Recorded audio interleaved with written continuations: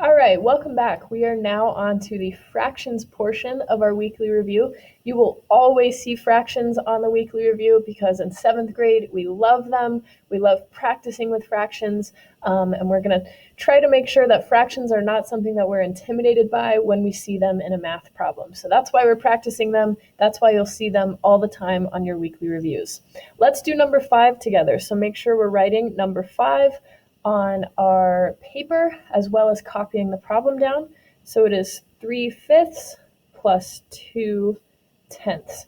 The first thing that you want to remember when you are adding or subtracting fractions is to find a common denominator. So I'm going to write CD up at the top to represent common denominator to remind me that these bottom numbers need to be the same before I can add them together.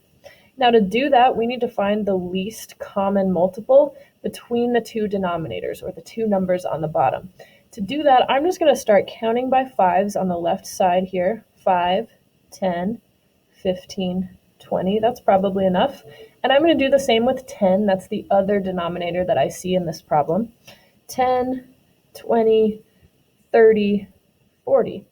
Now I do see that they share a multiple of 20 and they share a multiple of 10, but in this case we're looking for the least common multiple, so the smallest one, which is 10. Now that makes things pretty easy for us because this second fraction already has a denominator of 10, so we can just leave it alone. We're going to keep working with 2/10. Now 3/5, we do need to make that denominator 10, so I'm going to rewrite it down here just so I have some more space to show my work. And first we need to turn the 5 into a 10, and we know that 5 times 2 is 10.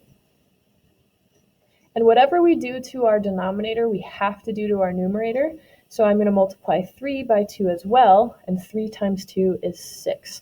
So now 3/5 has become 6/10. So let's rewrite our problem once more. 6/10 plus 2/10 equals. Now, when we are adding fractions, we always leave this denominator in the same place. We never add these two together. It's always going to stay 10. So we're going to bring that 10 over and then add the numerators together. 6 plus 2 is 8. So now we have 8 over 10, and we always want to write our fractions in their simplest forms.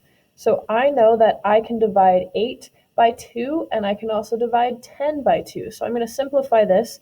8 divided by 2 is 4, and 10 divided by 2 is 5. And I'm going to put a square box, or that's a rectangle, not a square, a box around my answer so my teacher knows where to find it.